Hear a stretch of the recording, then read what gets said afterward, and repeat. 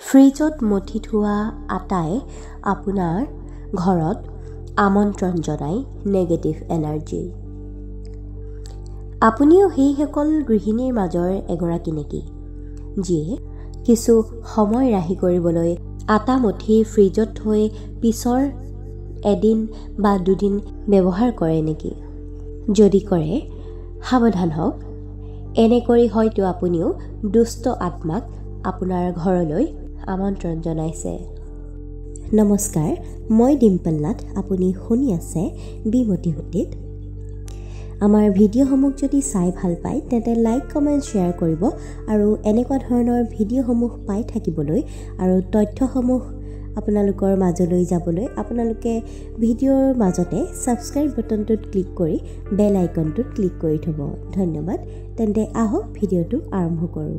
মথি থোৱা আটাক মৃত্যুৰ পাছত আত্মাৰ প্ৰতি উৎসৰ্গিত শৰীৰৰ সমান বুলি গণ্য কৰা হয়।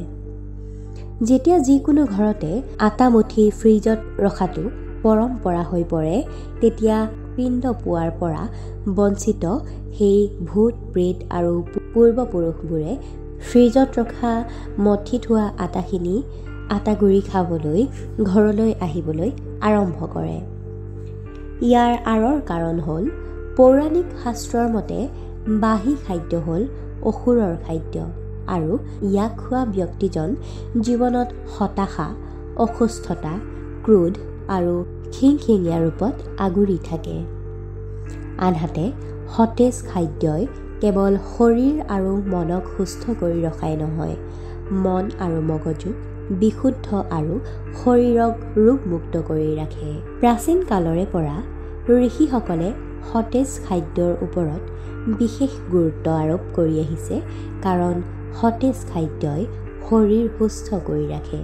কিন্তু ফ্ৰিজৰ ধাৰা বৃদ্ধি পোৱাৰ পিছৰে পৰা বেছিভাগ ঘৰতে বাহী খাদ্যৰ ব্যৱহাৰ বৃদ্ধি পাইছে আৰু বাহী খাদ্য খোৱাৰ বাবে পৰিয়াল আৰু সমাজত খং, এলাহ আৰু হিষ্টেৰিয়াৰ গ্ৰাফ দ্ৰুতগতিত বৃদ্ধি পাবলৈ আৰম্ভ কৰিছে। আপুনিও যদি আপোনাৰ বন্ধু-বান্ধৱী, আত্মীয় স্বজন আৰু ওচৰ চুবুৰীয়াৰ ঘৰত থকা দৈনন্দিন জীৱনৰ তুলনামূলক অধ্যয়ন কৰে, তেন্তে আপুনি দেখিব যে বাহী খাদ্য খোৱাৰ পৰম্পৰা থকা ঘৰবোৰৰ মানুহবোৰ সদায় কোনোবা নহয় কোনোবা দ্বিধাদ্বন্দ্বই আগুৰি থাকে। প্ৰাচীন কালৰে পৰা বয়োজ্যেষ্ঠসকলে এক উপদেশ দি আহিছে যে মথি থোৱা আটা এৰাতিও ৰাখিব নালাগে। সতেজ আটাগুৰি মথাত কিছু সময় ৰাহি কৰিবলৈ লোৱা এই পদক্ষেপক কোনো দৃষ্টিকোণৰ পৰা শুদ্ধ বুলি ধৰিব নোৱাৰি। আপুনি ফ্ৰিজত মথি থোৱা আটা ৰখাৰ ফলত আপোনাৰ কি ক্ষতি হ'ব পাৰে আপুনি জানিলেও হতবাক হ'ব। সেইবাবে আজিৰ পৰাই বন্ধ কৰক। ৰুটি বনোৱাৰ পিছত আটা লাৰু এটা ৰৈ যায়, আপুনি সেই আটাৰ লাৰুটোকে ফ্ৰিজত ভৰাই ৰাখে। বাহী আটাৰ ৰুটি ফ্ৰিজত ৰাখিলে বহুতো গুৰুতৰ ৰোগ হ'ব পাৰে। যদি আপুনিও এই কাম কৰে, তেন্তে বুজি লওক যে আপুনি আপোনাৰ পৰিয়ালক স্বাস্থ্যৰে ভৰা আহাৰ দিয়া নাই, বৰঞ্চ ৰোগেৰে ভৰা আহাৰহে দিছে।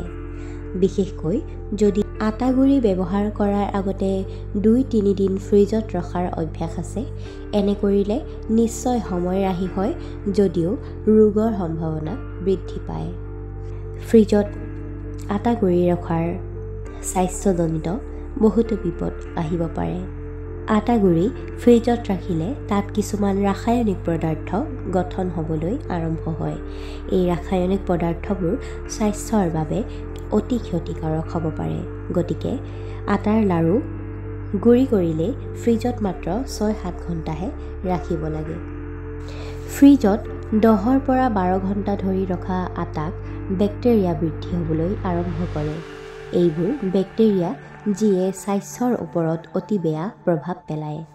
এনে আটা সেৱন কৰিলে খাদ্য বিষক্ৰিয়াও হ'ব পাৰে। এক প্ৰকাৰৰ বিষাক্ত পদাৰ্থ আছে যাক মাইক্ৰনিছ বোলা হয়।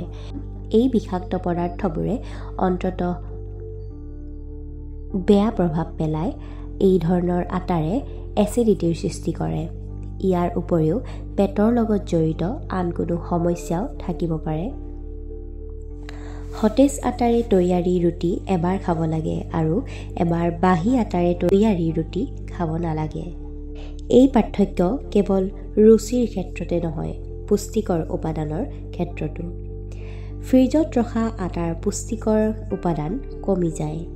আটাৰ পৰা পুষ্টিৰ অভাৱ বা শৰীৰত বহু ৰোগৰ সৃষ্টি হৈ পৰে।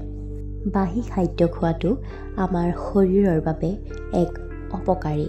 সেই গতিকে আপোনাৰ ঘৰতো যদি মথি থোৱা আটা ফ্ৰিজত ৰখা হয়, সেই আটা আপুনি আজিৰ পৰা গ্ৰহণ নকৰি সুস্বাস্থ্যৰ গৰাকী হৈ থাকক। ভিডিঅ'টো যদি চাই ভাল পালে তেন্তে লাইক, কমেণ্ট, শ্বেয়াৰ কৰিব। ধন্যবাদ।